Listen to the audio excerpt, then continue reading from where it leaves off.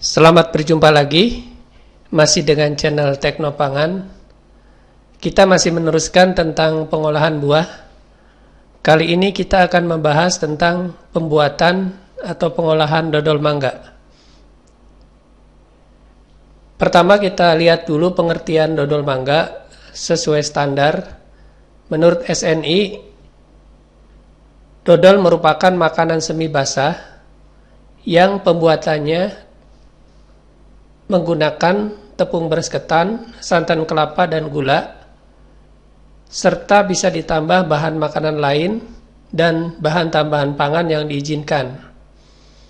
Hasilnya merupakan adonan yang berbentuk padatan dan elastis berwarna coklat muda sampai coklat tua. Jadi untuk membuat dodol itu selain 3 bahan utama tadi, yaitu beras ketan, kemudian santan kelapa dan gula, bisa juga ditambahkan atau digunakan bahan pangan yang lain. Kalau yang digunakan itu buah, maka nanti dodolnya dodol buah. Seperti dalam kasus ini kita akan menambahkan mangga, jadi nanti dodolnya dodol mangga. Kalau yang ditambahkan susu misalnya, jadi dodolnya ya dodol susu, bisa dikatakan seperti itu. Jadi hasilnya sesuai dengan bahan makanan yang ditambahkan. Nah, sekarang kita bahas beberapa peranan atau fungsi dari bahan yang digunakan di dalam dodol. Pertama, beras ketan itu mempunyai fungsi untuk mengenyalkan ya, karena kandungan amilopektin dari beras ketan itu lebih tinggi dari beras biasa ya. Jadi semakin tinggi amilopektinnya, misalnya di dalam ketan ini sangat tinggi, itu makin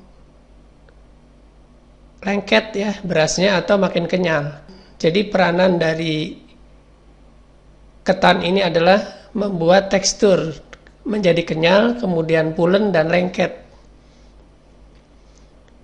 Berikutnya adalah kelapa yang diambil santannya dengan cara diperas ya, dengan cara diparut kemudian diperas.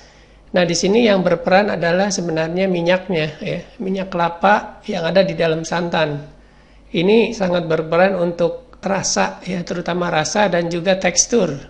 Jadi peran minyak ini adalah sebagai pengantar panas ya, kemudian juga tekstur, kemudian rasa dan juga penampakan. Dalam hal penampakan kita lihat bahwa dodol itu kan mengkilat ya. Mengkilat dan teksturnya juga lembut. Ini fungsi daripada minyak ya.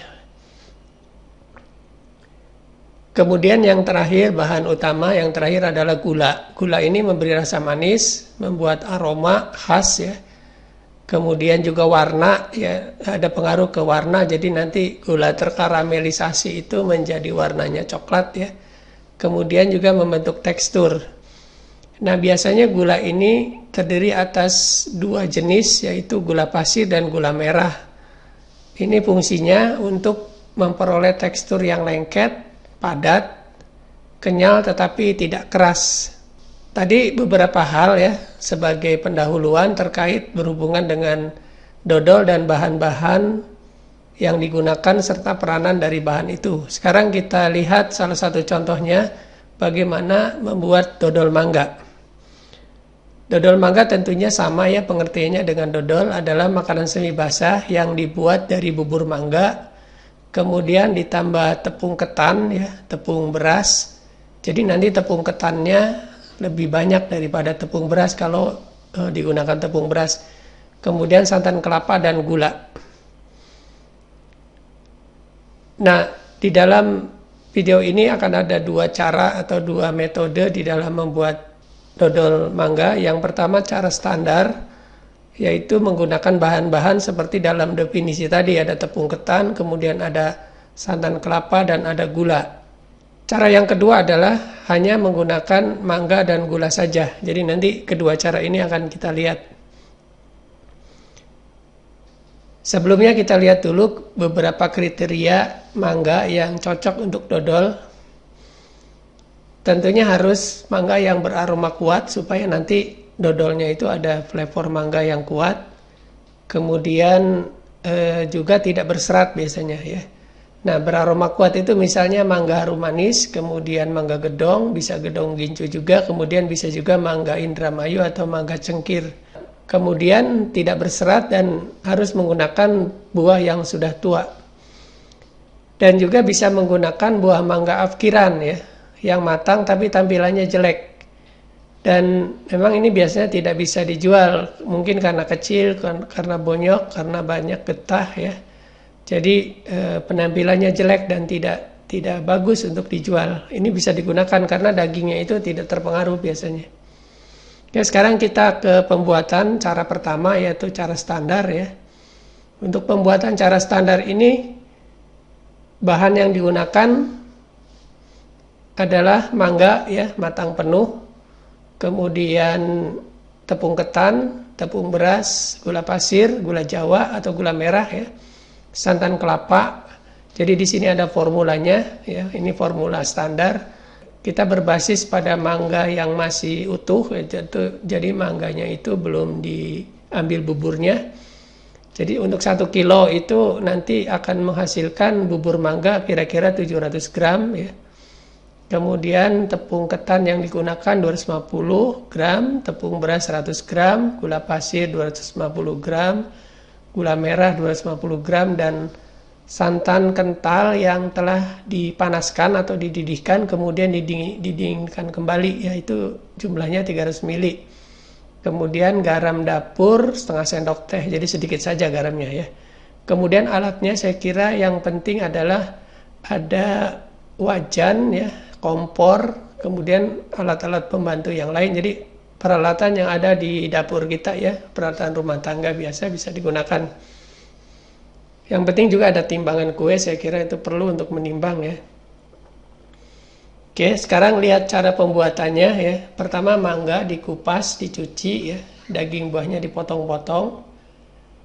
Kemudian di blender, dihaluskan, dihasilkan bubur mangga. Nah, selanjutnya kita buat 2 adonan. Adonan pertama ini setengah bagian dari mangga, tadi kan kira-kira 700 ya. Jadi kira-kira 300 sampai 350 gram. Itu dicampur dengan tepung ketan, ya, tepung beras, kemudian garam dan santan yang sudah dipanaskan tadi ya. Dicampur rata dan ini tidak ada pemanasan. Jadi di baskom aja ya, misalnya kita campur di dalam wadah. Kemudian di tempat berikutnya itu biasanya menggunakan wajan ya, wajan kemudian ada di atas kompor, jadi dipanaskan dengan api sedang. Jadi setengah bagian mangga yang lain ya, bubur mangga yang lain dipanaskan di dalam wajan ya. Kemudian ditambah gula pasir dan gula merah. Nah, gula merah biasanya dimasak dulu, gula merah dicairkan dulu kemudian disaring ya. Jadi kadang-kadang ada kotoran di dalam gula merah, itu disaring dulu gula merahnya. Jadi adonan 2 itu campuran antara bubur mangga dan gula ya. Dan ini dimasak ya sampai merata. Nah, kemudian dicampur dengan adonan 1 ya. Adonan 1 dicampurkan lalu diaduk terus sampai kalis ya.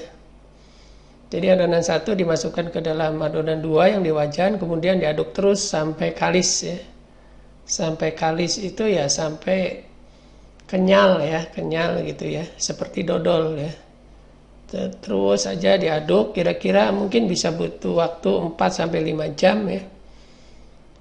Kemudian setelah terbentuk kalis ya, atau dodolnya itu sudah jadi, kemudian diangkat dan dituang ke dalam loyang, didinginkan dan dipotong-potong sesuai ukuran yang kita inginkan dan dikemas untuk dijual ya, atau siap dipasarkan ya. Oke, itu adalah pembuatan dodol mangga secara standar. Sekarang bagaimana pembuatan dodol mangga yang lebih sederhana, hanya menggunakan buah mangga dan gula saja. Pertama, mangga dikupas dan dipotong ya, memanjang ya. Pokoknya ini dipotong-potong saja ya. Kemudian panaskan wajan dan tuangkan potongan daging mangga tadi ke dalamnya ya. Kemudian tambahkan gula.